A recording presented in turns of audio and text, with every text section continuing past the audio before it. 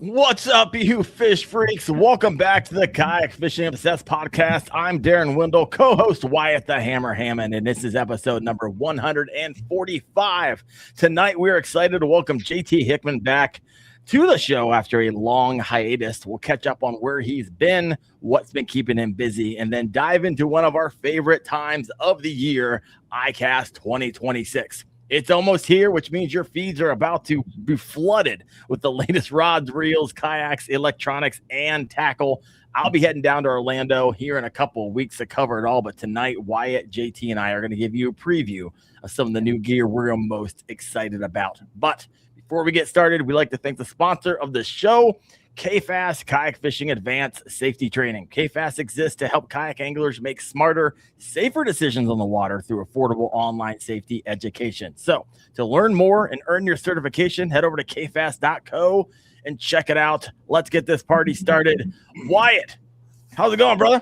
Doing pretty good. Yeah, so I've been mentioning KFAST to a lot of people. Say at the store where kayak sales have gone through the roof. I mean, recreation kayak, everybody's starting out, getting those first kayaks have been going through the roof. And I've been making sure, like, wear your life jacket, have it on you, have a whistle, stressing every single person. Yep. Yeah, there's a lot going on. Lots to take. I mean, people might not know this, but KFAST, that course is 3 hours of instruction. Yeah.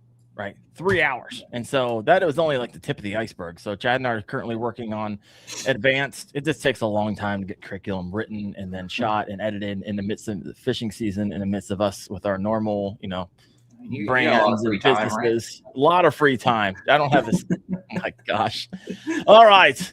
Well, we'll talk about a lot, Wyatt, I'm sure. Let's go ahead and get Gramps to the Gramps in the show. Gramps, how's it going, brother? It's been a while. I'm doing good. Yeah, it's been a good little while. Whew.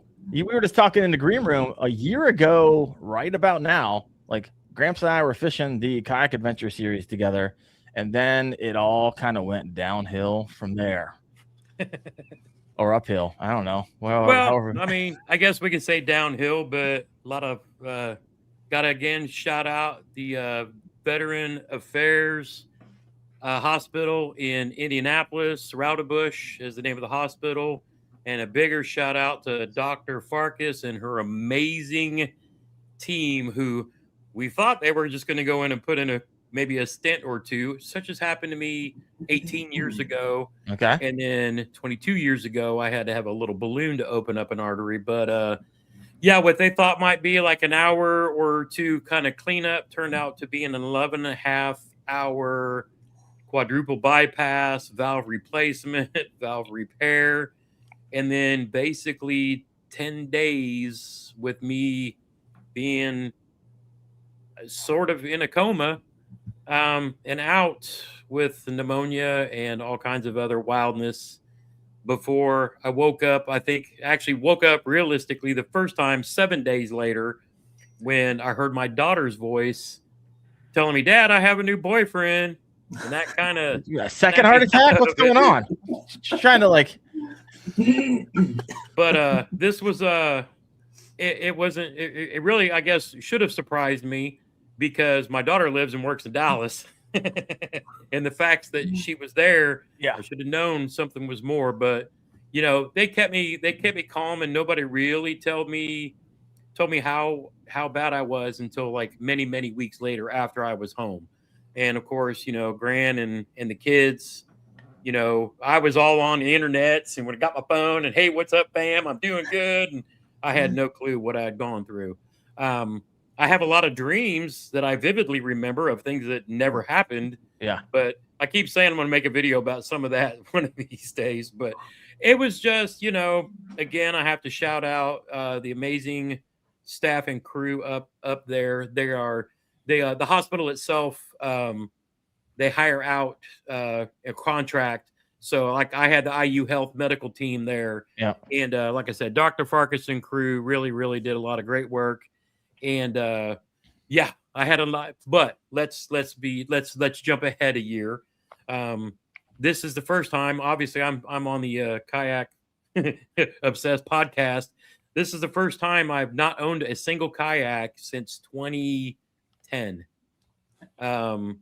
for those who don't know the back, I'll do the quick story. Yeah, do the story. When Darren and I got back from Kayak Adventure Series, having a blast, I was doing some yard cleanup the following weekend because we had tornado come, the second tornado that basically hit my house in last year's season. And I was reaching up with the pole saw and cutting down some broken limbs. My youngest son was over here helping me, dragging stuff off. Ended up giving myself a double hernia, which is what knocked me off of the water from going to the Kayak Adventure Series up in Minnesota. Right. All knew I was waiting the whole year to go catch giant smallies. And then that following Tuesday is when I felt a little tightness in my chest. Had a funny feeling that I hadn't felt in a long time. And went up, had my wife drive me up to the hospital, and then we started this whole ordeal. Now, a year later, I'm getting ready to start going through my, year checkups and things like that. But why don't I have any kayaks? Well, with the hernia, I can't risk hurting myself further, dragging creeks and, unloading and unloading, because I'm on blood thinners post open heart surgery. And therefore I can't risk doing something where I would have to go have an emergency surgery. Right. Because then they wouldn't be able to stop the bleeding. So long story short, here in a couple of months, when they take me off of the blood thinners after they do my annual checkup, then they'll want to schedule my hernia surgery. But since I can safely fish out of the boat right now, I'll probably have them hold off on that until after fishing season. There you go. Because I'm being a little selfish right now, having sold I sold my Old Town PDL 120. You sold everything. Fully rigged PWR, graphs. I basically sold everything. You sold your lures. You sold everything. I was like, the only things I actually kept were my rods and reels. Those I have been building up my collection towards retirement. I knew eventually I'd get back into another kayak and I'd buy some graphs, and I still have my boat, so I can at least get on the water and play. But yeah, trailer went to Emily. She does the Team Kayak Series trail with Gene and those guys, so she needed a double. So I sold her the Fish Texas kayak trailer and then sold everything else so as not to be tempted to get out there and hurt myself. So looking back, was that the right choice? She doesn't want to kill me. Looking but back, that being said, I'll wait till after ICAST and see what drops. Might make a little send an email out to Ryan over at Old Town, or see what I can find as I get back into the game next season. So at least now I can bank fish. I've been doing so safely, going to Kayak Adventure Series and bank fishing, starting my own little trail of one. As long as you hook a kayak to you, you can wade fish. You're good. Just right there on the side of the water. Oh, trust Count me. It. I literally told her, and she's like, I will, because she's worried about me slipping on rocks and things like that. Because I told her, I said, hey, I could go get one of these $40 inflatable, and just carry your lunch and stuff and just walk and just haul a catch board. And she's like, you tried. You tried. Yeah. So yeah, I tried, but I see my granddaughter in the chat. Grampy? That's the one. Grampy, just it's me. I love it. So funny story, real fast, and we'll get on to talking about some cool stuff too. My last fishing trip last year before that went down was me and her sister Lila in a creek, going around, and Lila caught her first bluegill. Wow. So come on. I hate saying that. I always say, get outside when you can and make some memories. But, you think about how things could have gone. That could have been a memory that would have been permanent. But now we get to go do it again. Praise God for that. So, but yeah, my grandbabes were the last fishing trip that I actually took until I was able to get out and do a little bank fish in the spring. But yeah, so I had to give a shout out to my girls because they keep me going for sure. I love it. Gramps, you actually had me worried there for a little bit in the midst of we knowing you're in a coma, but you didn't at that time. And knowing that surgeries aren't supposed to last that long, I don't think you're supposed to last that long. You had us all nervous a little bit. So glad you are on the up and up. Look forward to seeing you back in the boat, catching fish. Saw you, getting some on the urchin recently. We'll talk a little bit about that tonight. But we're going to talk about that. We're going to be talking about ICAST, right? Found a couple sources on some 2026 releases. I don't have all of them. I'm getting some emails and text messages from things I can't talk about yet because they come through private channels. I was like, all right, I found an open source, and we're going to talk a lot about the lot that I found with the open source, and should be a good time tonight. But Wyatt, how you been, man? Doing pretty good. What have you been catching them on? Have you doing the thing where you fish all the time? It was like 100 degrees yesterday. It was hot. Yeah, I'm going out tomorrow. It's supposed to be like 102 out here, and I mean, I like it when it's hot. Makes all the fish group together. Makes them, yeah. I love fishing whenever it's hot out. There you go. Well, I was like shooting a video and like 3 videos, and it was 100 degrees. Like, Where'd he go? And we lost him. See, he's talking about that 100 degrees, and he fried his camera. Yep, you know how that goes. He's actually, I need to go out and shoot a video right now. yeah, right. I have no clue why. I think there's a side button on my new mouse I accidentally bumped and like shut down the whole thing. I don't know what's going on. Yeah. All right.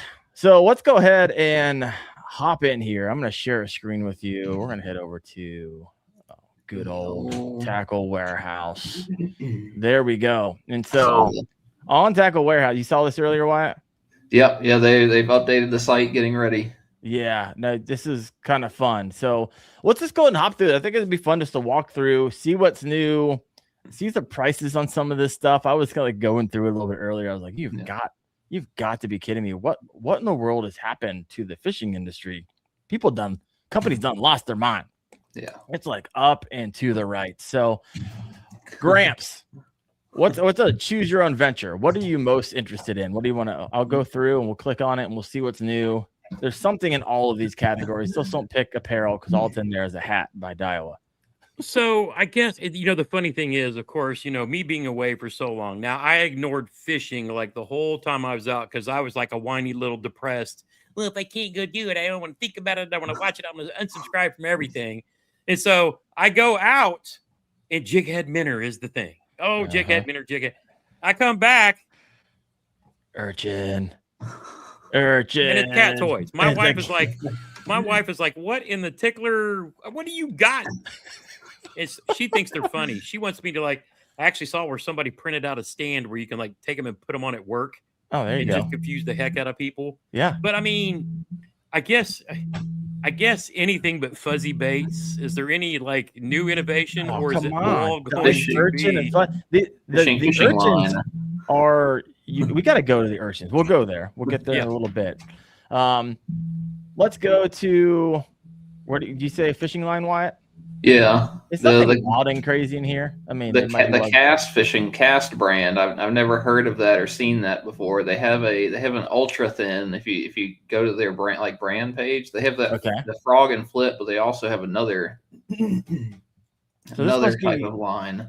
This might be the new fishing frog and flip, right? So they're selling it in 65-pound, 80-pound. They have let's see, where is it?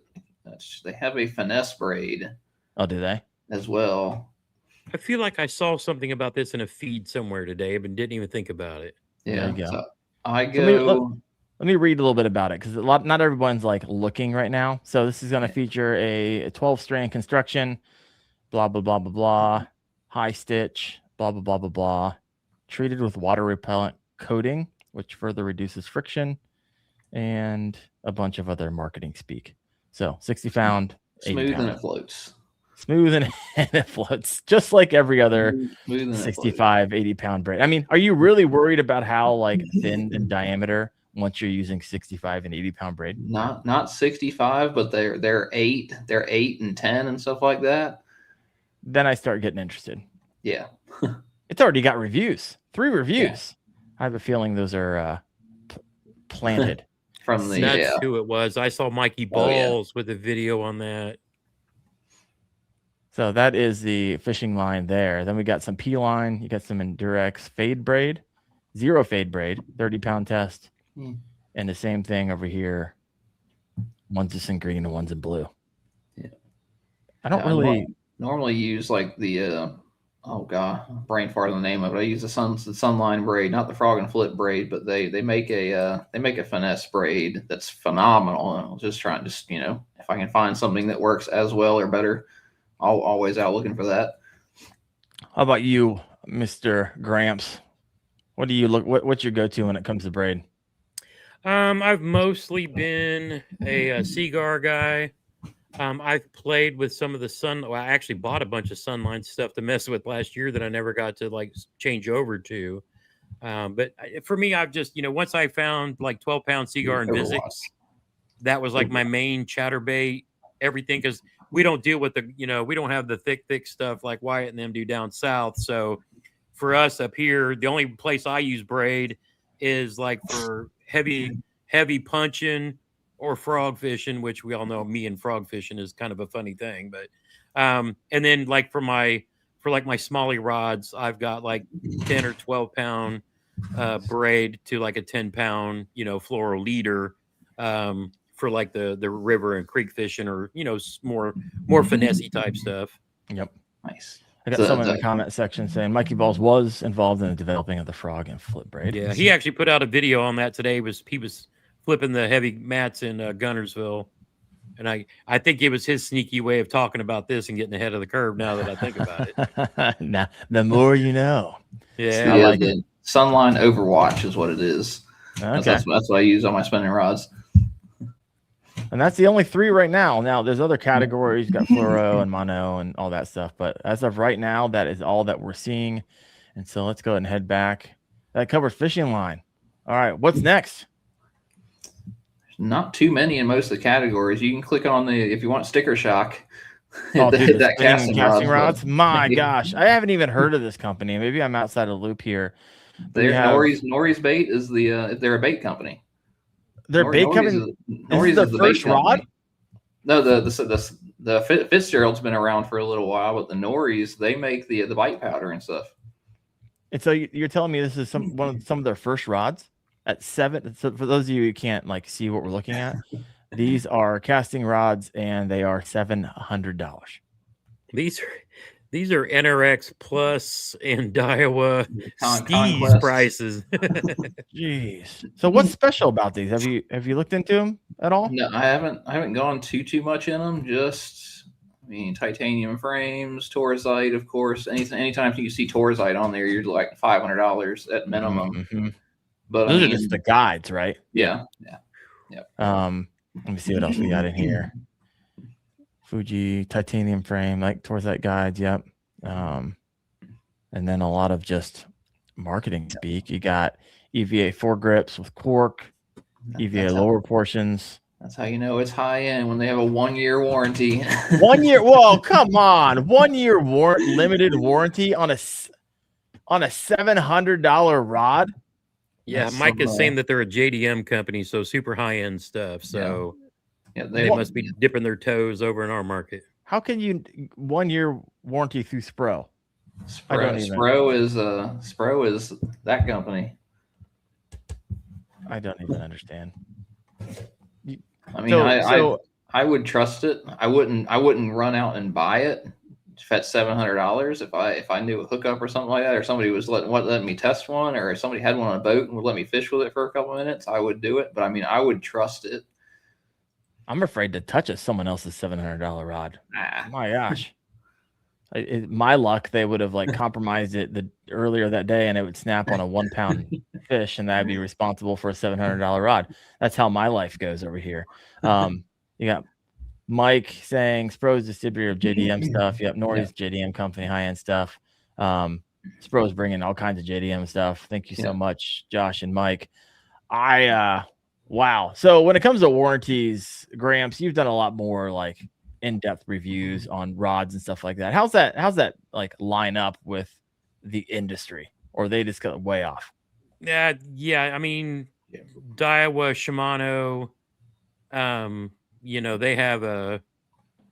they have like a program where you can, send in, anything with like defects and breaks or whatever, and get another one at a reduced price. Whereas to me, I think in the past, and I don't know, since Dobbins was like a main one that I used for a long time, because they basically, you break it, you can go to any Dobbins, any place they sell Dobbins and swap them out. Mm-hmm. Now, I don't know if that's still the case now that they're part of the bigger company, but that's kind of the way they were, early on when Gary Dobbins made them in Texas. St. Croix is another, with the high end.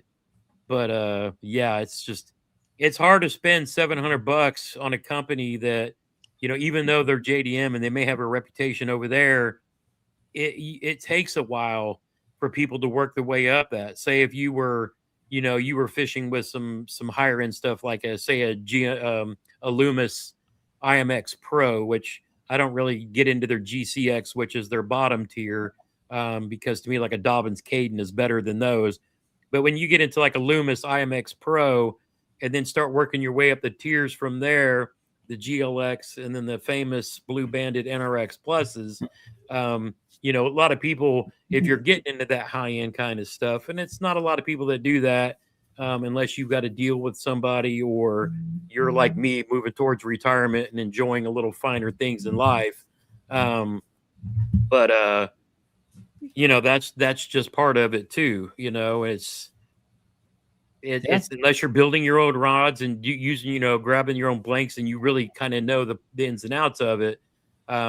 You want those warranties to kind of back those things up when you're making that kind of investment.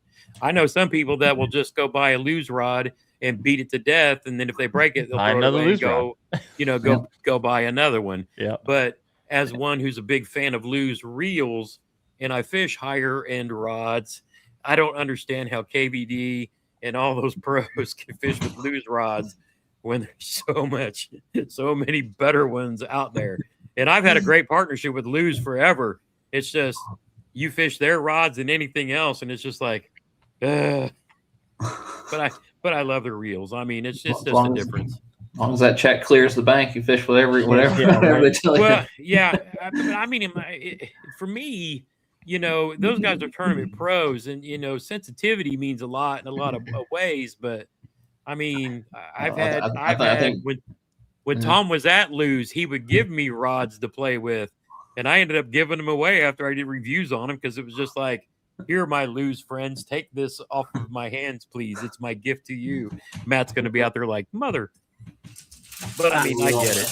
Call me crazy, but I would imagine that if you're a pro, you can basically get Lew's to make you any type of thing you want and put whatever they have name been you want accused on of it. that many times. It's guaranteed that is what's happening behind the scenes. It looks like the thing you can buy, but it is like it's not. That was the Duckett thing years back. Whenever Duckett first came out, they were not fishing with Duckett rods, quote unquote. They were fishing with painted white rods.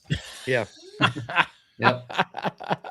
Yeah. But I get it. Gonna be also on. You could give Van Dam an ugly stick, and he'd probably still kick all of our ass. oh yeah, 100%. You can put him in a stick and a string, and he'll get us all done. I got a bunch of comments over here. Let's head over here and check it out. You got G. Sobeski saying 1 year warranty on a $700 rod. I'll take 2 St. Croix Legend tourneys. Thank you very much. Yep. Low Life Angler. That's insane. I have $160 on my DIY rods, and they are unreal. You have Mike M. Kayak Fishing. The only way I'm dropping big money on a rod is for Loomis. Outside of that, I wouldn't go higher than the X-Bride prices. I like it. 100%. I got a comment on that too. Like the X-Pride B, if you're looking for a higher end rod and you don't want to spend more, the X-Pride B right now is like the best value bang for the buck, in my opinion. And I've got a few of those in my boat next to a whole bunch of Loomises that cost a lot more than that. But if I had to pick and I can only get stuck with one, it would be the X-Pride B, just because of where that rod's at. Yeah. I like it. All right, let's head back over here to the wall of fun new things. And not just they got a variety of different casting rods coming out, and every single one of them $700. All right, let's roll down here. Okuma Tournament Concept TCS. Okuma's kind of been stuck with like the budget rods in their years. It seems like they're $100 rod, $140 rod, things like that. Maybe that seems like a higher price one for what I usually see out of Okuma. 170 to 190 for those of you listening in. Let's see here. They call it a TCSB casting rod. So they have tailored lengths, powers, tapers, of course, 30-ton carbon blank. I can't with the 30 ton. And what was it, 20 years ago? It was, you had to have 80-ton graphite. Like the graphite doesn't matter. It's It's out of control when I read a lot of this stuff. Like the market maybe, speak. maybe like one sentence makes sense, and all the rest is just like super smooth and helps with this excellent performance and backbone and subtlety. It's kind of the K series guides are important. I will give it that. All right, for those of you not listening in, so walk through why you like the K series guides. K series are they're tilted forward guides, so they help with wind knots and braid and things like that. They're angled forward, so line if you do happen to bump the spool or anything like that when you're casting in a snot, a wad of braid goes out the spool, it's not going to get wrapped up on the guides as easily because they're tapered forward a little bit. Right on. Yep. I got Michael Bradley over here a little bit later in our discussions. Like they had no choice to use the white ones. All the duckets were broken. Yeah. Oh my gosh. Good little pop shot there. Thank you, Michael Bradley, 25. I've actually seen quite a bit. My buddy was running duckets for a while, and they just kept breaking all the time on them. So he ended up moving over to something else. Like 13 or 14 of them at one point in time. You did? Yep. And, you don't now. So what was your experience? I didn't have that many issues. The only problem, I high stuck a fish and broke one of the spinning rods, and then I was in a rush and I tied a Texas rig on one of my cranking rods and swung on it and broke. So I leaned into a cranking rod and broke that one. But other than that, I didn't have too many. I didn't have too many just like breaking of their own accord or anything like that. All right. Actually, I stepped on a flipping stick. Yeah, I mean, I did break a bunch of them. And the nice thing at the time was whenever I called them and I was like, "Hey, can I give you $50 and you send me back like a white ice or something?" And they were like, "Oh yeah, that's fine." And they just let me pay the difference and upgrade. I heard they're pretty easy to work with recently. I mean, if you got something break, people get taken care of. So I appreciate the customer service. All the rods are behind me are the rods that I've broken. Every single one of these are broken. They're snapped. So what am I at right now? 1, 2, 3. I'm at 5. Yeah. I've got to say, one of the things I noticed being stuck back being a boat angler for a while is the big advantage of being a kayak angler. You don't have a tendency to break rods like traditional ways. If you do it, maybe high sticking, but no closing rod locker limbs, lids on the ends of them, no stepping them on the deck. The fact that most of them are sitting behind us in a black pack. Other than maybe getting blown into a bunch of trees, which technically I've done that a bunch of times on creeks and rivers and still haven't broken a rod that way. But I think rods are safer in a kayak than they are a boat. They're not safe anywhere near my truck bed. I'll tell you that. Oh, well, yeah, there's always doors. There's always the classic lift on the back, the gate. I mean, you've seen a million people do it. Like, I'm never going to do that. And recently I got my chatterbait cash-in icon rod stuck in there and snapped it right in half. Like, you stupid idiot. There went, what are those? 250 plus? Yeah. I catch them on the back cast all the time. All the time. Oh yeah. I broke. Where is it? I've got a Xenon sitting over here in the corner. I've got a Poison Adrena. I ripped the guides off one of my NRXs. Like, yeah. Fish will start schooling, and I just like trying to whip a cast out there and. I'm to the point where it's like I don't even want to mess with all of the send it in, send it back, pay the shipping. It's like it just goes on my wall of shame behind me, and I display it proudly and move over to another rod that I haven't touched in a lot of people years. Have big deer racks and whatnot in their man caves. Darren's got a bunch of rods, broken rods, and memories of what once used to be. Freshwater Pursuit over here in the comment section. Hey Darren, you remember when I broke his rod on Hero Lake? We were down. This is my buddy. I fish with. We were down in Lake Gunnersville, this little private lake. We went to the back part of this private lake, and Hoover's like, "Yeah, I've caught 9s back there before. There might be a couple 10s. There's a big fish in there, man." So we get back there. We're fishing. We're catching little some on the main lake, but I get out of my kayak and walk back. It's like this little stream, and I could drag my kayak back here, but I want to make sure there's some fish. I go back there, throw a lure, bang out a 2021. It's like, okay, there's some fish back here. That was my first or second cast.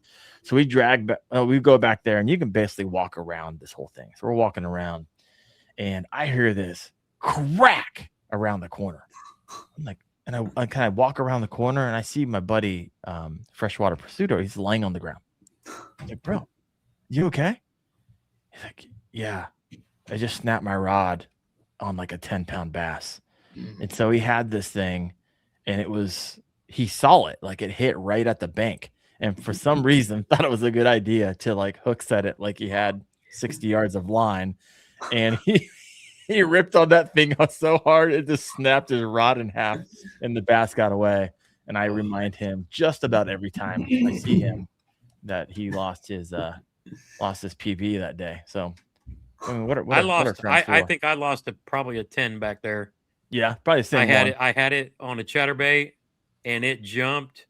And you know that whole slow-mo. Oh yeah. You see your chatterbait flying through the air. It's like you literally get to see it when you're editing. You're like, no, you slow it down. It's like flies by your face. Like, you got to be kidding me. Come on.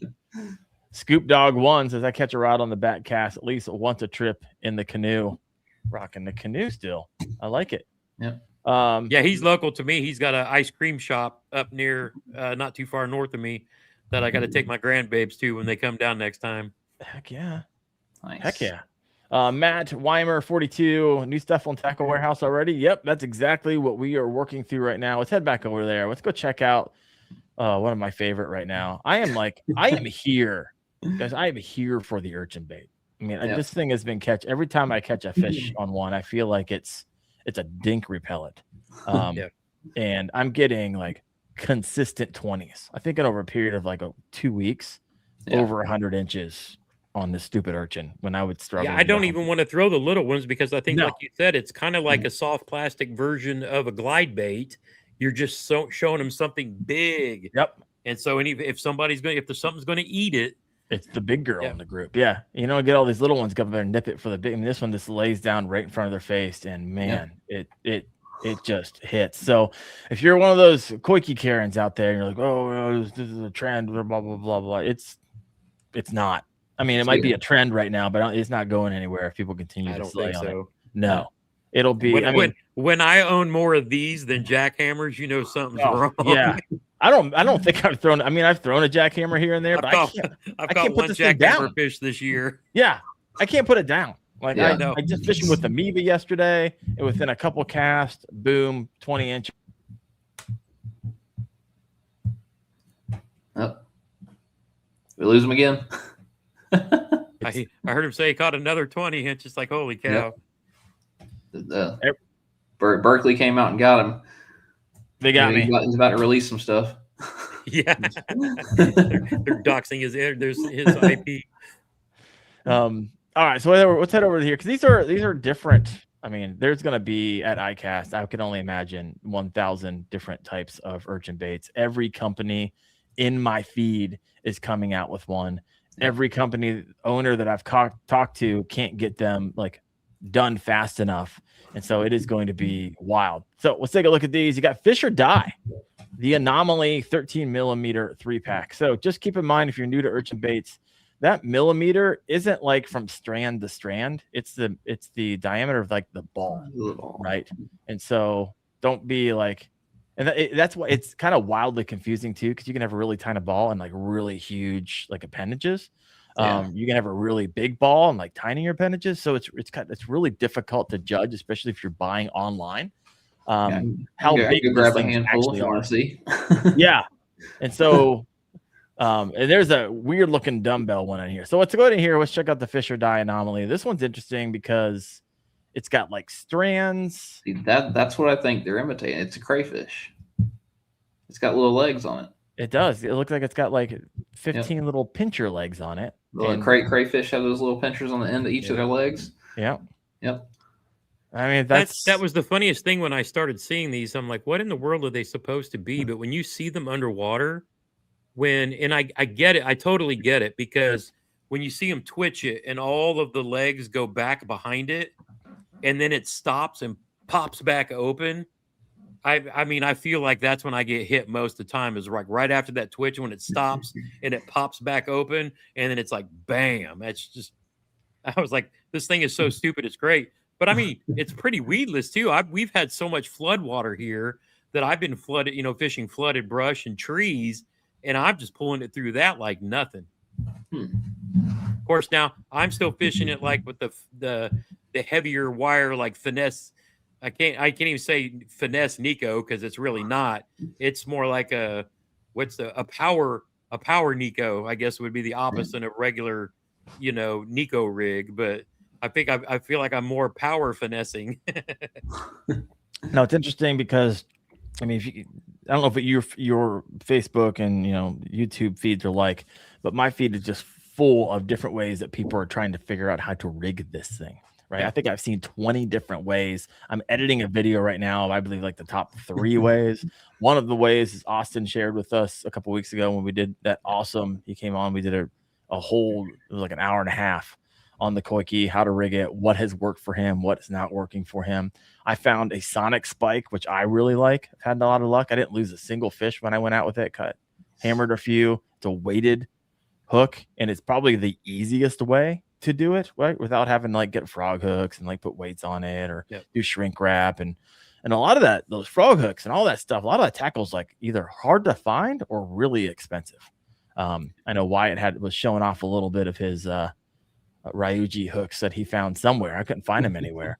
But nonetheless, there is a lot of different ways to hook these things up, and it's kind of fun, right? Everyone's still experimenting with it. I think people are finally dialing in what's working, what's not working. That treble hook way, Wyatt, that you shared with me early on, like I would stick a few pigs, but a lot of times I caught a lot of really nice fish. I also lose a lot of really nice fish, right? Yeah. You stick them, you get them halfway back, they jump. And somehow it always amazes me how a fish can spit a buried treble in the hook sets that I give them, but they do. It's wild. So That's tuned. Funny. You know what? I have not lost a single one yet. On a how do you rig yours? With the jewel. At first I started with a nail weight. Instead of running it up and down, I ran it like parallel or horizontal, and then I hit it with a Nico. Just skin hooking it that way. And the thing I loved about that was when you hook the fish, it was like a Senko. The bait and weight would run up the line, and you would only have the hook in the corner of the fish's mouth. I've been testing out those jewel baits, Fricos, I think they call them. Yeah. You punch them through, and it's got the hole where you can nip a little bit of the hook into the TPE and then through the weight, and then that kind of lets it keep falling. Keeps the weight at the bottom, so to speak. But so far, both ways has been, perfect. Yeah, I think getting that ball away from the fish whenever you hook them. That's why I found like these Sniper Finesse 3/0s. Yeah. These are heavier duty, so that's a heavier wire than your normal. And but that's what's been working for me. Yeah. So this is what I've been using core tackle stuff. Is it core tackle? This is what it's get the net hooks, whatever it is. I mean, I'm sure there's a lot of things that look like this, but now see, the only thing I don't like about that is it would drive the line like at the bottom of the bait when it's falling. You know what I mean? I like having the bait at the bottom of the hook and then falling that way, or when I'm pulling it that way, the hook is at the back and like the eye of the hook is towards the rod. Versus like that, where if you let it fall, the hook is then upside down. I feel like if they're going to come up and get that and it's falling like that, that hook is going to be falling down like this. And if the fish is coming up like this, that may be why you're not getting it. Whereas mine, if the hook is at the top, they got to come over it and get that hook, and I'm pulling them out. I just think about dumb stuff like that. You might have something there. All I know is every single hook set, I pin those mothers. I've only fished with it a few times, but also being how it falls like that, it keeps the hook like I come up over stuff without getting hooked up a lot, which is kind of nice, being that it keeps that kind of up in the air. So if you're fishing like brush piles, which is where the urchins and these things have really just been performing for me, if you have spent a lot of time over the years like marking brush piles and all these local lakes, you've already done a lot of the hard work, folks, right? Go back out to those spots, and that's where you want to be throwing these urchin baits. Because it's going to be pulling the big girls out of there when a lot of times you get the dinks come over and grab whatever it is that you're throwing down there. So nonetheless, I like these. We'll see. I mean, it's still a little early. I've only been fishing with them a couple times, but so far so good. Better than the treble hook way that I've been using. Wyatt, really quick, share the Ryuji ones you have. I'm gonna go here and get the other screen back up. Yep. So just that quad hook that Austin was showing us earlier, that with the line through weight, either the queen tackle ones or just a general lead weight, like an 1/8 ounce lead cylinder weight that Bass Pro and everything, you get 10 of them for $4. Those things those are fantastic for the hags, particularly. Those are like the perfect size and weight and everything. They perfectly hit each side and they weight it just so it sinks just like that, and then just put the treble hook on the back of it. Yeah, I've been playing with the various weights. It's like between like 3/32, I think, and then what have I got? 3/32, 1/8, and then one more. But I'm just playing around with the fall rate, and it's like, man, if you just get it to like slow, it's like wham. But to your point, like Darren was talking about the brush piles, I've kept my boats like I've got like old Humminbird Helix 5s that got down, and chirp up front, and I got side imaging on the back, little 5-inch screens. That's always my play around, take the kids crappie and bluegill fishing. We're throwing at trees. I started fishing this stupid thing. I was like, I got to put a scope on the front of the boat. I watched Bailey at Saint, I think you guys were at St. Clair or Saint, Sandy Cooper. Sandy Cooper. Yeah. Bailey was out there scoping with the baits, and I was like, the scope's going to go on the boat. Everybody was scoping out wait there. Till I get a kayak. Cooper. I think 9 out of the top 10 were scoping on Santee Cooper. So that's how it's getting done. I mean, no hate. I'm just saying that's how people are picking them up. Yeah. So if you have FSS, you got to be throwing this thing. Throwing it without FFS, I've seen people catch them. Like, you just throw them in all the places you would, kind of a wacky worm, and kind of keeping it shallow. But hit Bass Geek's comment real quick. What's because I actually was playing with this too, about using it as a top water. It was designed as a top water. Yeah. I was like, this thing's got to kill, just dragging it across the top too. I had to really slow it down and still use a nail wake. I tried doing it without any weight at all, and I was almost pulling it off the water. But yeah, I can see that too. Definitely might cut some legs of this thing off and use it in the Susky. Yeah. I've yet to throw them at Smallies yet, so I'm looking forward to that. There's the guy who knows too, because he's got to go. He's got to, Wyatt's got to be. He's got to be adaptable to like all the bodies of water, lakes, rivers, largemouth spots. You guys, when you travel and do your thing, you got to be ready to kind of everything. And your practice window at Susky's coming to a close here pretty soon, isn't it? Yeah. I was talking to a buddy of mine who might be sneaking up that way this weekend. All right, let's keep on moving us on. Other urgent baits. So you have the Anomaly 13 millimeter, then the Anomaly 22. These are 2 packs. 22, 24s are big. They're big. I got a one. I don't know what the Mebas do. They say they're 114 millimeters. So they must be like calculating from strand. Yeah. But I've used, that's the big Meba, and that's the one. Like I like the big urchin baits. Like I was throwing some urchins, like the smaller ones. I was using them as a drop shot rig. Yep. And they were getting nailed. I was like, okay, small fish and small fish and small fish. I was like, oh my gosh. So I went out to grab the 114 millimeter. And boom, 20-inch. So they're fun catching them on the small ones, but it's hard to put down the big one. And then you have the Hide Up Koike 8 millimeter creature, and then this crazy thing. Let's talk about this for a second. The Dumbbell Crab Elastomer 22 millimeter 2-pack. I've first time I've ever seen something like this. Wyatt, have you seen it? Ever fished something like this? Is there anything else like it out there? Nothing like that. I've seen the other crab from I forget what the company was. Taku was throwing it. He's been throwing it for like 2 years now. The giant crab looking thing that he kind of hides on the front deck of his boat. It looks slightly similar to that. But interesting. Yeah. This is wild. Let me read a little bit about it. 3 dimensions for those who can't see it, right? Featuring a 3-dimensional molded limbs that vibrate and create a sense of life. special crab dice bait created by Japanese tournament angler and sight fishing expert Masahiko Kono, however you say that. Twin bodies. Yeah, it looks like an urchin bait dumbbell with urchin bait on each side. 22 mil, and they want to put a number 6 drop shot hook on it. That's crazy. That's also the price is a little crazy. So there's clear green pumpkin. They got a bunch of other different colors. Scuppernong and $22.99 for a 2-pack. Isn't terrible, I guess. Colin says that Z-Man should call these the dreadlocks. The dreadlocks with a Z. That's brilliant. Mr. Zanshin said the dumbbell looks like splitting atom or something. I love it. They are working on one.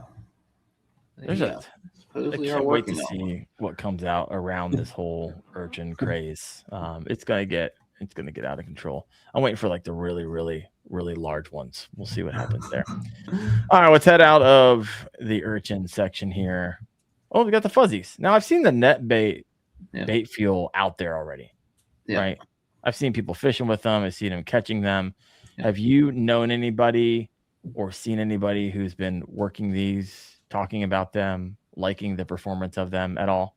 Not those. I mean, that again looks like something I would throw for the smallmouth in the river. I would just want it to float. I mean, big fan of bait fuel just across the board. Mm-hmm. Fan of the net bait stuff, the T Max and the what are their little creature bait they make. That's what I was punching at Gunnersville in the fall. But yeah, big fan of those. I haven't seen that one yet. Not very large. Only 2.25 inches, 4-pack, $6.99. These are tiny little bugs. So I don't know. I'm not sure. I'd like it being a little bit bigger for me. I mean, I'd try them I'd probably do a weedless Ned rig and throw them around the river and see what they did. Should be a good time. Yeah. Gramps, what do you think? I don't know if that would, I mean, maybe a finesse jig kind of, I wonder what that would do on a wobblehead, like on ledges in the summer too. I mean, there's so many. Basky said they're bigger than they look like. Yeah. Okay. 5. I mean, yeah, I can see that. It's not wild and crazy. Yeah. Drop shot. He says he says rig it in the middle of the wacky. That's kind of how Taku and the guys were rigging the Nori's flip gill and stuff. Yeah. Yep. Because a bait like this, I think I would just, if they didn't hit it on the fall, even if it was just sitting on the bottom, letting the water move those things around. Yeah. Just you'd have to dead stick, and I think even on a wobblehead that would create kind of a wild. I always try to picture in my head what the bait looks like, what it's doing, and then so it's like, oh, I'm a fish. This is why I'm going to react to this, The drop shot would be money on this, be able to move it up and down and have those legs go crazy. I'll be completely honest with you. If someone gave me this, it'd probably sit on my wall and I probably wouldn't fish it because there's so many other smallmouth lures that destroy it. It'd be one of those things where I like, okay, I'm going to force myself to use this, and I'm sure it'd be a good time. We'll see what's up. All right, what else we got? Oh, this one's interesting. That's the Tonko. Say what? That's the elastomer. That's what I was really trying to order for a PA. Yeah. You got the Baby Eco 70 millimeter, Eco 88, Mini 60. Is it a 2-pack? Yeah. Because these things are $25, so $15. Woo! You're trying to find these? Yeah. Couldn't find them.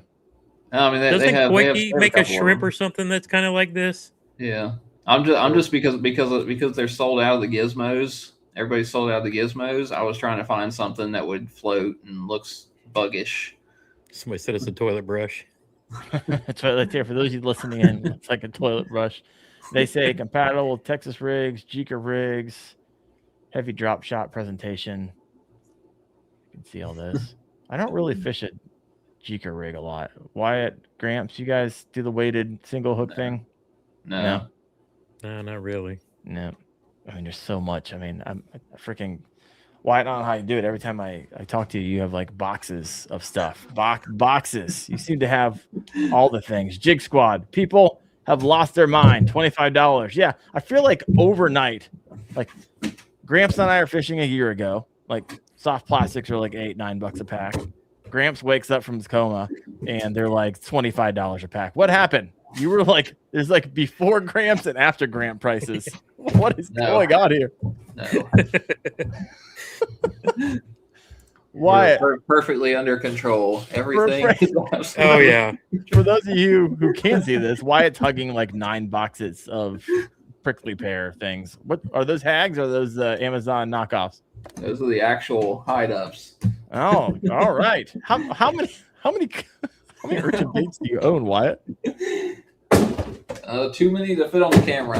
Yeah, they're freaking. You guys hear that noise? They're falling on the floor. He has so many. Now, are you buying them for yourself, or since you have like the inside scoop at your employment, if you still have a job? Not quite sure. I might have the inside scoop with the green pumpkin, blue flake hide-ups, the full cast. So. Ooh. Josh Lanham said $1,000 right there. Yep. Yeah. I go straight to Hag's website and order the knockoffs, the prickly pear. So my question to Gramps and Wyatt, and it comes from, kind of stems from this question, comment from Jig Squad. I could get behind $10 for a 2-pack, but man, the money grab is the wildest I've seen in 20 years. I talked to a guy in the industry yesterday, one of my partners. He's like, yeah, these companies are making 80%, 90% profit margin on this stuff right now. What's your thoughts on that? I mean, they got to strike while the fire's hot, really. Yep. I mean, that's bottom line. Similar as bass boats, stuff like that. Bass boats, big trucks. I mean, there's no reason a new boat should be $125,000, but people are buying it, so they're going to keep making it. There's no reason a new truck should be $100,000, so people are buying it. They're going to keep making it. I guess as long as people are willing to buy it. And I mean, if the tournament performance speaks for it, if it's winning every single tournament and things like that, you can charge whatever you want, because in order to be competitive and stuff like that, I've got to get one and use it. So I'm gonna pay the cost. Well, this is wild, because the World Championship, like, that was just months ago, right? And it was one on that minnow by Berkeley, the new Berkeley minnow, and all of a sudden they're like, Berkeley minnow, what? Urchin baits. We haven't talked every day. We haven't talked about that minnow. No. Berkeley's sitting over there going, what just happened? Yeah, we were supposed to smash. They had everything, like, felt like it was coming to culmination of the perfect storm to sell a crap ton of that max scent, I believe is what it's called, and it just went like urchin overnight. Like it was. The funny thing is like I'll give Hags, just because I can go get these on their website. They restock pretty. They could have risen. They could have really jacked the price on these way up. 100%. I mean, the demand is crazy, but like $8.99. And then talking to a friend of mine who owns a bait company, he's ordered these from the exact same factory. They're going to come in the exact same box, pin. They just put their own label in it for their brand, and they'll sell them for the same $10. But I mean, for me, kudos on Hags and others that haven't jacked up the price when they easily could have went even to $15, because so many people are going crazy over these things, and they didn't. So I mean, shout out to Hags in Texas for keeping it consistent. I think this was like my third order, just because I wanted to get a few different colors, and like and let's be real, it's not like these are from show. These are not a bunch of curated videos from influencers from this brand or that. You two went out, got on the water, and the next thing I know, 2 years ago, Darren's telling me, throw a swim jig. I catch my Indiana PB on a swim jig. What do I see a week ago? Throw these, catch your PB. And there's Darren catching his PB out with you on the water. But people know you're not out making a commercial for somebody. You're out fishing. Yep. You know what I'm saying? And that's the difference. They see the Johnstons dominate a tournament with, I can't remember who it was in between them, all throwing these baits different ways, but big bait catching big fish. I mean, and it's not been like any one single brand. You got pros diving in the water because they only had one left. They couldn't afford to lose it. You know what I mean? It's not like this is some company specific thing. Everybody is getting these from the factory, and selling the smack out of them. Yeah, they want them. So I've got 1, 2, 3, 4. I've got 7 of these. I gave one to my brother, and I actually ordered a couple extras so he can have a couple too. Love right there. Giving away quickies.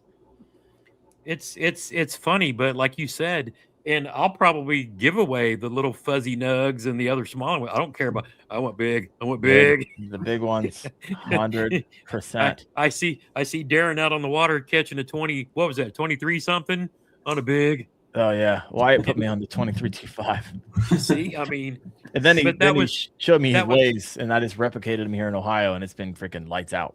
Yeah. And I've watched, because when I got back from the classic after hanging out with everybody, I started kind of paying attention, and I'm like, what in the world? So I picked some up too. And once I got in the boat and figured I can set the hook without hurting myself, it was on after that. But how many chatterbaits I've thrown at this? I'm throwing this. I'm going to keep throwing this because they just catch fish. 100%. All right, a lot of comments over here. Let's head over here and let's go. Here's Mr. Zan Shin. I understand companies making money, but if it get too greedy, I hope people stop buying. Otherwise, it will never adjust down. Yeah, I mean, you also got a lot of competition coming to the market too. So all this stuff will eventually throttle down, I would imagine. You're starting to see them in stock on Tackle Warehouse. That's the first indicator right there. Like hags are in stock on Tackle Warehouse last I checked. Well, and they're in Shields, they're in Dick's. I mean, they've been really keeping the stores full of them too. Yeah. And all these mom and pop shops and local bait makers, they're all coming out with their own. Eventually there will be so many like sitting on the shelves. People are like, oh, I wish I wouldn't have ordered that many, because there's only so many like you need, and you'll stop buying them if you realize they're really readily available anytime you can go get them. So we'll see what happens. Once you get it's funny, Basky was talking about, he was the first one to do a video on these like 2 years ago. I swear he is always 2 years ahead of the curve, because I remember him throwing like a jig head minnow way back before Gussie won the classic. It's like Hank has got some thing where he's on it before it becomes a thing, and then he can go back and look and say, I got receipts. It's on the channel. I love freaking Hank. It might be one of my favorite like Salt of the Earth guys. Looking forward. Hopefully he's heading down to ICAST again, because last year we like met at the same McDonald's every morning by happenstance and just had a good old conversation. It was fun. So hopefully, in fact, I was supposed to go to the classic the ICAST with him last year. Oh, really? Yeah, but we interrupt this program to. Oh yeah, 100%. Hank, are you heading down there again this year? I need to know. All right, got other comments in here to our conversation about hags. Mike M. Kayak Fishing said that's because the owner of Hags is salty the earth and is devoted to making baits that are affordable. So right on. I love that. Love hearing a little bit of the man behind the company. Bass Geek said all of them are made, Koiki included, are made in the same factory in China. Yep. Interesting. And then you got someone who disagreed. The Mr. Zanshin said, no, sir, Koiki's is made in the clouds of heaven. Hey, man. Jared Booth over here said, I love my mom and pop shops, fishing shops, but man, my local ones are absolutely price gouging, way more than anywhere I've ever seen. If they happen to get an actual Koiki, no kidding, sell them for like $40 a pop. I don't know. $24.99 in the store. If people are buying them, then I mean, at the end of the day, if someone sees a $40 lure and buys it, then they must have been happy with that transaction because they took it off the shelf. So I don't know. So I mean, I get it. I mean, if you're tournament fishing somewhere and you're on it and you like run out and you need it for the next day, there's not a price you would not pay, right, for that particular lure. And so if you happen to be near a world-class fishery and you have those things in stock, man, yeah, I can see how those things could sell for even more than $40. What else we got over here? Scoop Dog said the abstract by 6 cents sold out and Tackle Warehouse in 2 hours. So that is, if you missed the show where we had Austin Huber on, that is his favorite by far. I think he was showing off the Scuppernog color there, but he was showing how to rig that up, and that's his favorite for catching the bigs as well. That's what I've been using for the past couple of weeks. I have not got my hands on it. I have a bunch of the Amazon like knockoffs, right? You can get 4 for $12 plus $5 shipping. So I have a bunch of those, and then I work with Berkeley, and so they send me when they can, but they're like, hey man, we can only send you 2 right now. More is coming, but like all we can do is 2. So there must be a wildly high demand for those where I work with them, help promote them, and I can only get 2 of them. So that thing almost fell off yesterday. I about lost my mind. It fell in the water. I was like, please don't fall. I had to like grab it. And I was like, okay, I'll be put some super glue on that very soon. So we'll see what happens there. Oh man, all kinds of comments over here. Anything I miss? Oh wow, there's a lot. There's real a lot. Got a whole bunch of people hanging out tonight. It said, yes, right? Hank will be at ICAST. Oh, he is? Hank's going to be there? Right on, brother. Look forward to hanging out with you again. All right, let's head back over here to the new releases. And we've kind of gone through the fuzzy dice and urchin baits. Choose your own adventure. Let's go with this lipless crank. Because I don't think I've ever seen anything like this. You guys might have. Interesting. I know, right? Like a rock crawler crankbait. Or 100%. Rattle trap. So for those of you listening in, I'm going to read this off. So this is a lipless crank. Essentially, it's going to have a double wire FD guard on the bottom, right? So it's going to allow you to basically not get, you can fish rocks, and this thing has 2 little like metal pieces that come off the front of it. So it's going to help keep your hooks out of whatever it is that they could get hooked into. And so thoughts, Wyatt, have you ever seen anything like this? Would you fish something like this? I haven't seen anything like that. It's an intro. It wouldn't fill a niche around here. No. At least the way that I fish, like shallow rocky stuff, I can see. I don't know what's going on where the hooks are. I'm guessing there's a hook on the bottom and a hook on the back. I don't know where that front line tie is, but yeah, if I fish a lot of like super shallow 3 to 5 foot rocky points and rocky flats and stuff, maybe.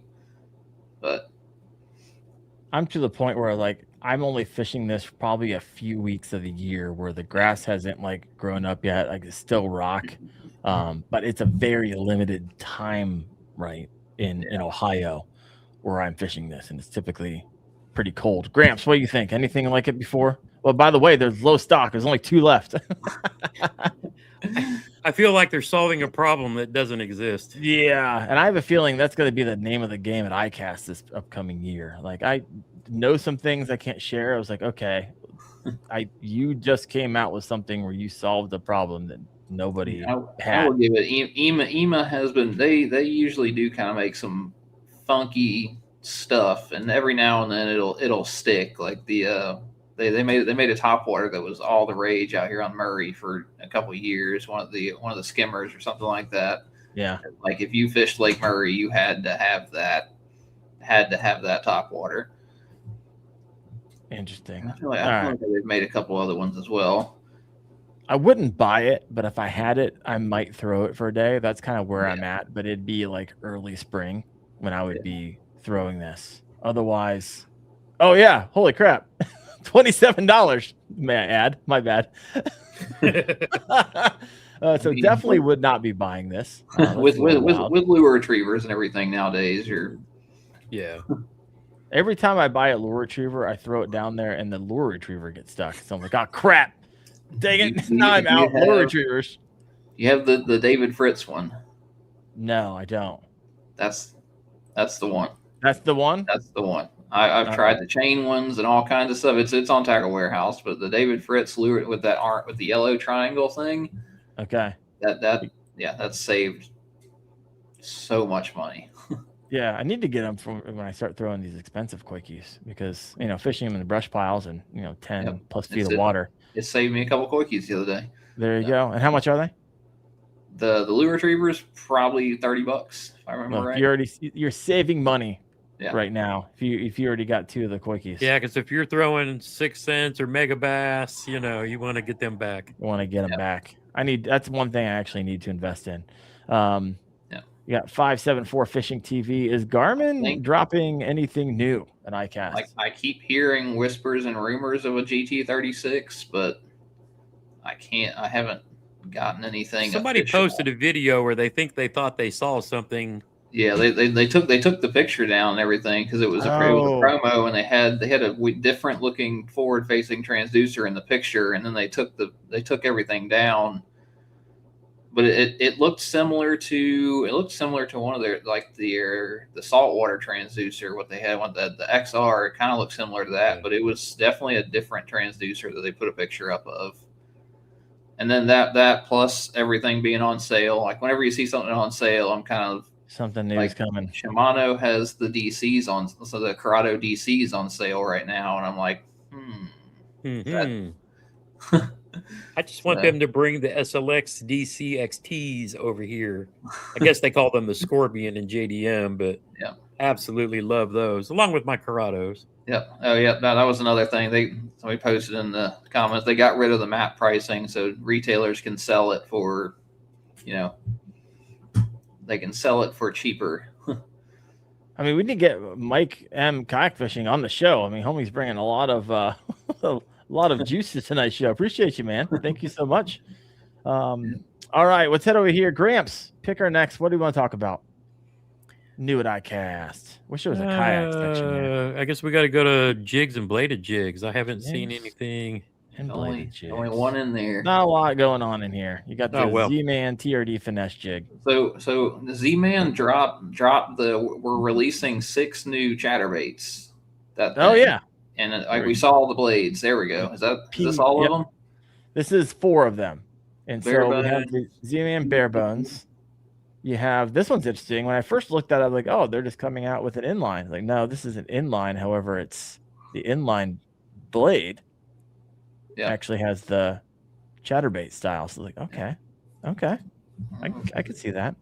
You get the Z-Man micro finesse chatterbait and then a Z-Man PZ2. Do you know anything about the PZ2? Like what that stands for, what it is? I mean, click on that thing. I want to see the head design on that. I mean, it's at the $8 price point, so it doesn't almost looks like they took a swim bait head. It looks like a swim jig head. Yeah. Looks like they put a swim jig on a chatterbait. They were asking it's the David Fritz Get Back Lure Retriever. Get Back, okay, yeah. Get Back. Buying the yellow one. Have you ever thrown a lure retriever to try to get your lure retriever undone? Have you ever thrown 2 down there before? No. All right, just wondered. Let me know in the comments if you're trying to go after it for a second time. We'll see. I've only lost one of those, and it was because it was on an anchor rope or something like that I was pulling the whole bottom of the lake up with it. Like I was about to flip the kayak over. I was almost about to flip the kayak over pulling it, and I just eventually had to cut it off. But it got it. It definitely hooked the bait. It hooked the crankbait for me. All right. So I'm trying to read this overview on this PZ2 chatterbait. I can't see anything in here that's like popping out at me. That's like, oh, that's what's different. It's at a lower price point, right? That one is that's the heavy duty one, isn't it? That was 5/0 the braid. Yeah, 5/0 hook. Yeah, that's the braid. That's the braid ready one. But the shape of that head, that I don't think that blade's banging on the side of the head like it would a normal. No. So yeah, I mean it's hard. I know they were coming out with a braid specific chatterbait, and that might be it right there. That might be a little extra heavy duty then. Yeah, it is something we can actually throw around trees. All right, bunch of colors. I'm here for it. I mean, below the Evo, above their basic. I kind of like that price point too. For anything like me, I lose them all the time for whatever reason. All right, that's the last thing in this category. What else do we got here? Where do you want to see? What do you want to see? Let's go to worms, crawls, creatures, and soft baits. So there's a couple things in here. Let's take a look at. You got the Yum coming in with a gadget worm, little 8-pack. I always love Yum prices. So like, here's a 8-pack for $2. All right, so this is interesting. How would you fish this? Neat Nico rig. It's got the rig? notch in the middle. Notch in the middle and then a fat side for the nail weight. Yeah. Yeah. Yeah. That's an Eco. There you go. I almost wonder if that can hold a rattle in that tail too. Shove it on in there. Would you buy this and fish it, Gramps? I'm probably a no-go. I probably have a thousand things that I can Neko rig. As long as it has the color. Yeah, I mean, for me, most of my Z-Man Elastecs are what I'm looking at when I'm doing that kind of stuff because I want the tails. Elder's Magic. Tails up. If I want it to fall, I'll throw a Senko, but if I'm Nico and something, I want something that's the back end's going to be floating up a little bit. A lot of net bait does float. Depends on whether they salt it or not. Yeah. Then you got the net bait fuel. Basky is saying that's good on a Carolina rig, so it probably does float in. The Dirty 30. This is the first time I've seen this. All right. Price point looks like it's got 30 legs, hence the Dirty 30. It has that like honeycomb body. $6.99. Well, it depends on the color. 5-pack. Pretty good. I don't know if these prices are like legit or if they just got this like up here, because some of these prices are like seem a little bit off. But maybe not. Net bait's pretty reasonable on prices. I'll give at least that. Like the T Max, 20 worms for like $5, $4 or $5. There you go. Yeah. You can do Neko on this, Texas rig on this. Yep. You can probably put on a how long is it? 5 inches. Heck yeah, shaky. Do the old shaky. I'd throw this just for fun. See what it did. And depending on the colors, that'd be kind of cool in the rivers too for smallies. Yeah. Let's take a look at the colors. I kind of like the pink color here. What else do we got? We got black and blue fleck gill pickle. Of course, GP violet. Oh, that's it. There's only like 5 colors here. Yeah, it's got to because of the laminate. Yeah. Well, and it's kind of that thing's probably not that much fun to pull. Oh, I'd throw that right there. Right there. Looking pretty. Anything with some green pumpkin and chartreuse in it, that's me. Then you got Z-Man sinking formula. Do they have sinking formula? Anything else that they do? Or is this something new? Is that the Senko? Yeah, that's their Senko. Yeah, but sinking formula, like I've never thrown. Yeah, it's their Senko. Does it actually sink fast, or is it like slow as crap? Because it's Elastec. Do you know? I've never thrown one. I don't know. If they had a slow fall Senko that's Elastec, I will fish it. 100%. It'll last forever. Because we all know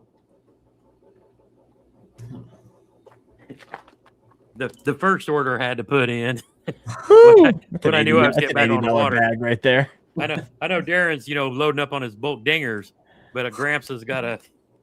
I haven't thrown. I think I threw the wacky worm maybe when I first I just picked up a new canoe unlimited, and I went to some of my favorite honey holes and picked up a nice one off the wacky rig. But outside of that, I'm like lure specific area now, so I'm like, I'll lean in on the koi key or find something. I'll just fish that a lot. And I remember I used to fish the freaking wacky worm all the time. Still a good time, especially that bait.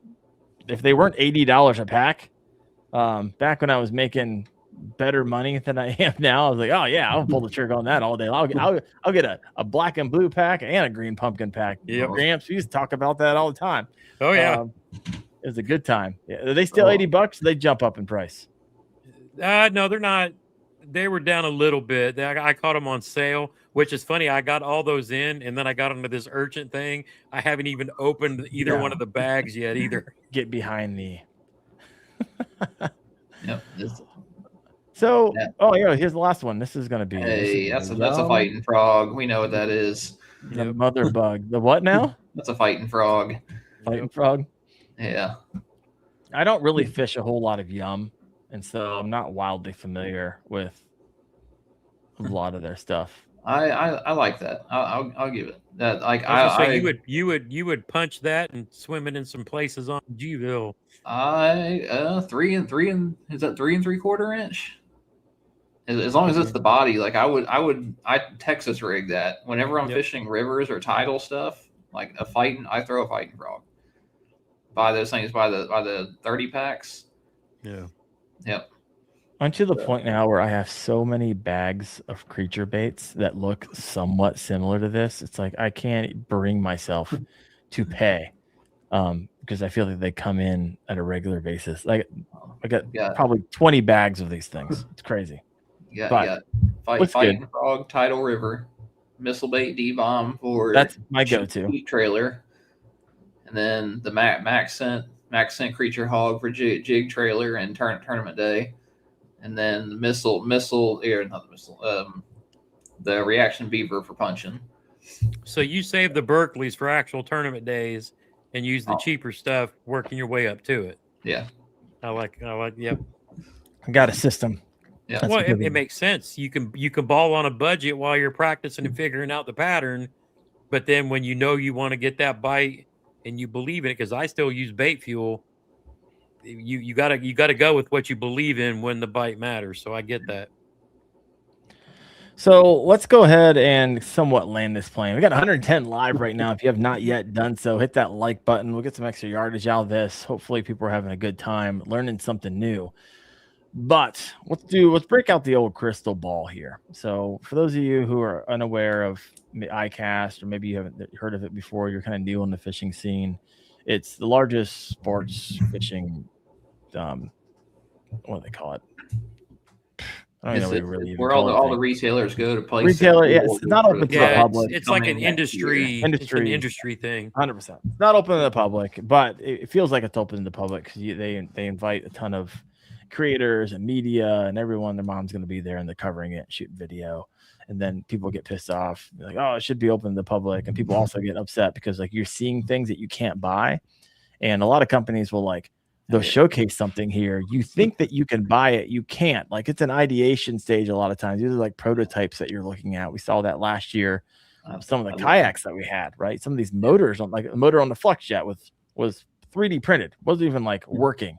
And so I love it and I hate it because it comes out and then for the next 3 weeks, people are like, hey, do you have this at the store? And I'm like, nobody has that. No, like, nobody has that for another 2 months. I mean, Yak Attack does this too. They're like, oh, they showcase something. They're like, it'll be available in 8 months from now. Maybe. We're not entirely sure. Like there's a lot of companies that do that, but that's kind of what it's for, right? See what's going to work. See what's not going to work. See what's going to work. They're coming to, hey, see who's interested in this. And a lot of, business relationships are taking place, but nonetheless, it would be cool. And there's always the conversation of, hey, wouldn't it be nice if the last day, right, you actually opened up to the public? I don't know if that'll ever happen, but it might be a pipe dream. But everyone has like, oh, it'd be really nice to have like the private meetings and then be able to do the public thing. That aside, break out your crystal ball, Gramps, Wyatt. What is it that you think is going to happen this year at ICAST? What are the conversations going to be like? Well, I heard, but I've been offline too.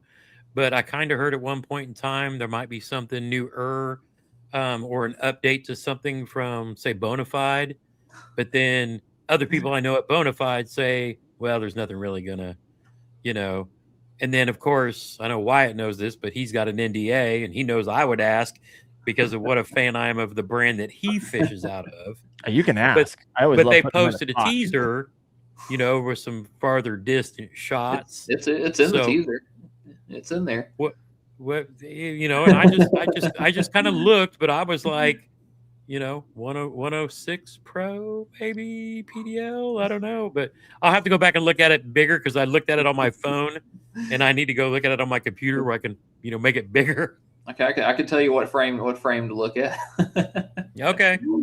So if I go through, then I can, But I mean, because the biggest question I get. What am I going to fish out of when I get back to fishing? Yeah, it's true. What are you leaning toward right now? That's already established that you know of. So, I mean, we know anybody who knows me. I mean, so I thought about like looking at the new canoes and all that, but they've not been my thing. For me, it's going to have to be something that I already know. I have to figure out how I'm going to fish. Obviously, now that we have Bassmaster, Indiana Bass Nation here in Indiana, I don't have to travel as much, even though I love traveling to the Bassmaster events just because I want to support that. I've been a life, member of Bassmaster my whole life. Hell, I see Wyatt every time, we're there. and so I don't know. There's things about the XTR that I absolutely love. And then there's things that absolutely drive me nuts. For example, where the transducer is because it's not center mounted under the kayak.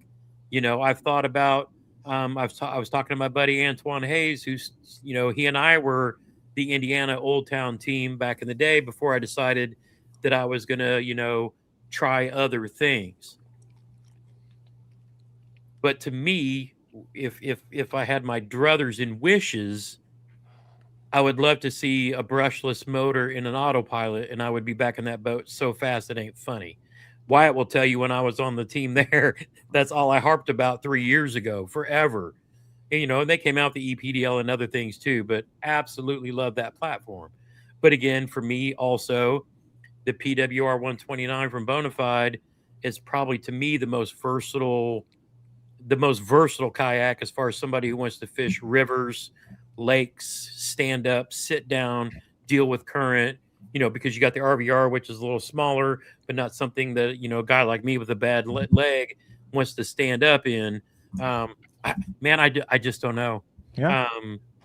Like I said, if Old Town came out with a brushless in the autopilot, I would be in that so fast. I don't want the motor up front like the Pro, because the thing to me that sets the autopilot apart is where the motor is, because you can literally spin 360 in that boat. It's got a big rudder, so you have the ultimate in foot control if you're cruising grass lines. I don't have to preach this to Wyatt. It's just the perfect fishable kayak. I just need a more powerful motor. Now, if they don't come out with that anytime soon, I don't know. I mean, I'll have to figure, because I got addicted to speed. One thing that the Bonafides and the NK300 have allowed me to do is beat people to spots. But then if you're fishing tournaments, that's not always the most important thing. Being able to sit there spot locked and have total boat control is advantage. So, I mean, yeah, I won't know until I pull the trigger. You know what I mean? I don't know. So we have so many good options these days. It's insane. Yeah. So back to the original. I know I asked the question on top of the question. Crystal ball. What's the conversation going to be the week of ICAST, post ICAST? What are people going to be talking about, you think? I think Jeff Little. Yeah. I think Jeff Little in whatever propulsion. E-propulsion, yeah.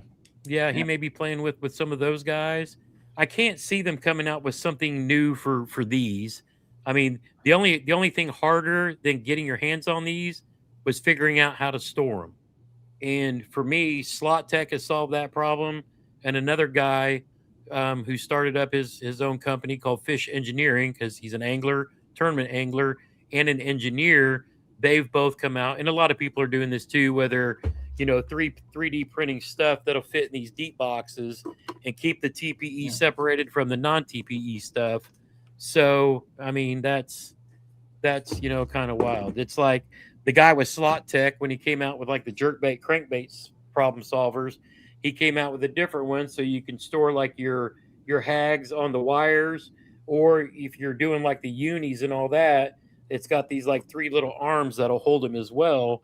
And so, storing these things, once you can get a hold of them and keep them away from each other, that's going to be like another thing too. So it's hard telling what's going to be like the game changer at ICAST. I mean, I think it's going to be mass confusion of everybody's going to be dropping a hook and a way to store it.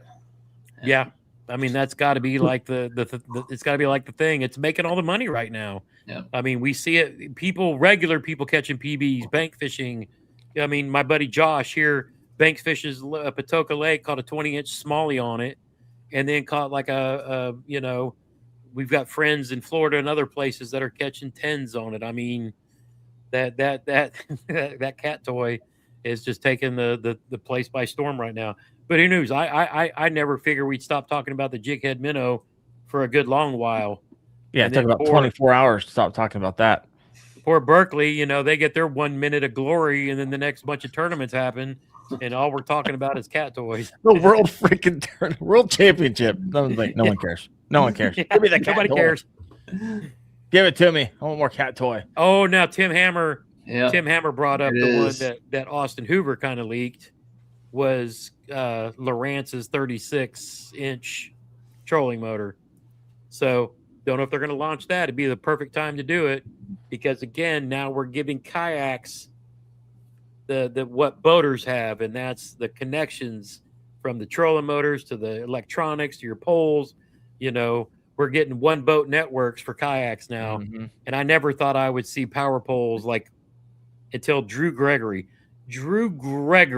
Of of all people running down the power last, poles. if you'd have gave me $1 million and said, who is going to put power poles on a kayak? Drew Gregory is not Last. the one I would have come He's up at the with. bottom of the list. I mean, gosh. under Russ Snyder's. I That's so mean, funny. I've seen Russ in a demo one with dual actual power poles. It doesn't surprise me now, but those two forever. I mean, you could have put them in an inner tube in one pole, and they would have been 10 miles up a creek somewhere off of the lake that everybody else is fishing. Yeah. Just Wyatt, your thoughts, crystal ball. What are people going to be talking about when it comes to ICAST? Also, if you're listening in right now, throw it in the comment section. What do you think the conversation is going to be in 2 weeks on the internet when it comes to ICAST? I think it's going to be hooks. It's going to be hooks. It's the one thing that you can't get. You can't get frog hooks. You can't get treble hooks. You can't get. So, I mean, the things that are immediately selling out as soon as they're thrown out there are the hooks. Once somebody says, I have the way to rig it, gone immediately. Yep. Like the baits are coming back in stock. Companies are catching up with that. But I think the tackle for it. The way to rig it will be the way. Yeah. Cause I mean, you got to look at that and say, hey, if I can release a lure that immediately sells out, or if I can release a product that'll immediately sell out, like, yeah. I mean, when you have Christy winning the Bassmaster on, was it Pascatank? Is that what it was? On a weighted frog hook? Even the Stanley, the ones with the screw locks sold out immediately. Like, I'm to the point now where I'm literally cannibalizing, because I have like 50 frogs, right? I'm just ripping the frogs and like taking the hooks out of it. 100%. Like, not gonna that's what Hellabass was like, hey, you can get these for cheap right here. Right here. I got go to the Walmart value bins, there's all these frogs. 100%. I mean, if there's anything I have more than I need, it's definitely frogs. For sure. So I look forward to cannibalizing that. Yeah. I have one brand of frog and 3 of them. That's it. In the context of kayak fishing, like, I don't think there's going to be a kayak that comes online that's like, wow, it's going to hit super hard. I think in the realm of kayak fishing and kayaks, actually, I can't even answer this question. Never mind. I can't because I'm saying it based off of information. I know. So I'm going to pull that back, but it's just, I think there's gonna be a lot of more, like a few more inflatable. There's a lot of inflatables last year. They're easy to kind of get off the ground. They don't take a whole lot to get molded, so you can see a whole lot more of that. So it's gonna be a bunch of this little stuff, right? I don't think it's anything like groundbreaking. Last year, FlexJet took a lot of the hype because it was something new, and so I'm still kind of waiting. If Garmin drops the new unit, that'll be probably be best to show. Yeah, there we go. Yep. Yeah. So we will see. We'll see what happens. I look forward to it. I love going down there. I love hanging out with people. Love just covering it. I feel like I am a news company for a week, right? Yeah. I'm just going around. I'm just shooting. I'm literally just having whoever it is standing in the booth explain to me this new thing that they think is going to revolutionize the market, and then go home, edit it, and just put it out there for everybody. So, for those listening in, like, when you see those things, it's not like an endorsement. I'm just literally going around. Like, it's News Channel 8. They're like, hey, I'm here at so-and-so booth. I just walked across. This thing looks neat. I think you might like it. Here we go. And they'll walk you through it, and you decide for yourself if you think it's good or not. Darren's going to be hearing, like, this is what makes our Koike better than the rest. Oh, my gosh. So many times. Yeah, our little flanges are 10% more buoyant on the outside edges of and we catch the ripples in the, okay. We have tentacles on top of our tentacles on top of the tentacles. We're putting 3X claws tentacles on the claws and fins on the bottom. I was like, the only way I know if you're going to, send me home with some.